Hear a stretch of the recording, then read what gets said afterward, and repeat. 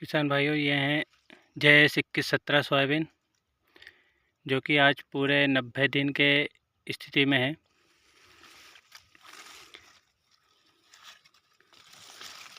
अच्छी वैरायटी है JS 2117 की। लगातार तीसरी साल है ये। उत्पादन अच्छा मिलता है इसका। हाइट भी अच्छी है इस बार,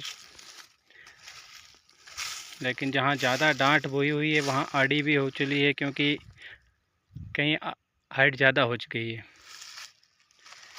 यह है JS 2117।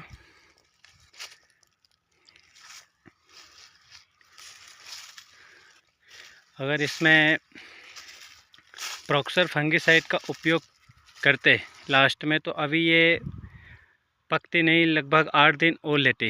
लेकिन इसमें लास्ट में फंगिसाइड का उपयोग नहीं किया गया था, इस वजह से जल्दी पक गई है 90 दिन में। बाकी 100 दिन में कटती है ये वैरायटी।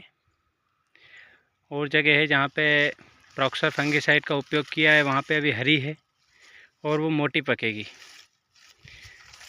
हालांकि ये भी अच्छे हैं, पकी हुई दाना इतना बारीक नहीं है। आपको बताता हूँ, ये देखिए।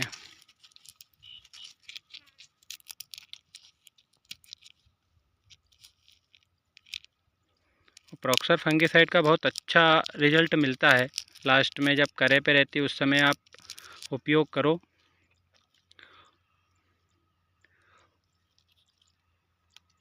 उसमें दाने एक समान पकते हैं, पूरे मोटे, क्योंकि इतनी जल्दी एक साथ पक आती नहीं है, सोयाबीन भड़ाती नहीं है, पीले पत्ते पड़कर ही पकती है।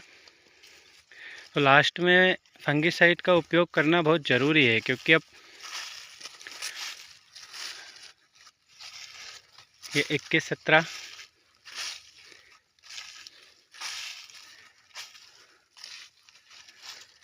12 इंची पे बोए हुई है।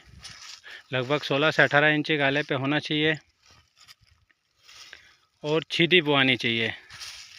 30 से 35 किलो पर एकड़ से अगर आप लगाओगे तो बहुत बढ़िया रिजल्ट मिलता है, उसका बहुत अच्छा उत्पादन मिलता है।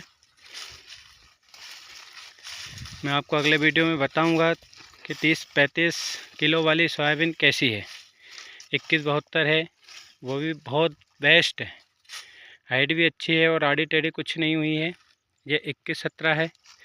अगले वीडियो में 2172 बताऊंगा, जो कि सेम डे की बुआई है। उसमें फंगिसाइड का उपयोग किया गया था, प्रोक्सर फंगिसाइड जो BSF की आती है। बहुत अच्छा रिजल्ट है, देखने को मिलता है उसका।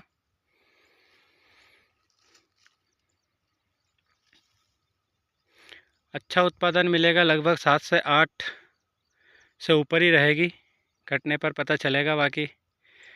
पर ये कंडीशन में देखी जाए तो 8 से ऊपर का उत्पादन मिलेगा, क्योंकि तीसरा ये चौथी साल हो गए हैं 2117 को लगाते लगाते। उत्पादन हर साल अच्छा मिल रहा है इस वैरायटी से।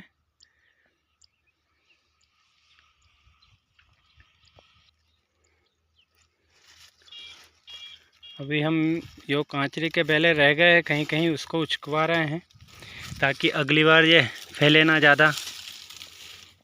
एक कचरी बहुत सारे बीज फैलाती है, तो इन्हें ज़रूर उचकवा दीजिए। और दूधी खरपतवार एक ऐसी है जो एक दो पेड़ भी रह जाएगा अगर खेत में, तो वो आने वाले साल पे उसके बहुत सारे बीज फैलेगा, जो कि कंट्रोल बहुत मुश्किल से होता है फिर।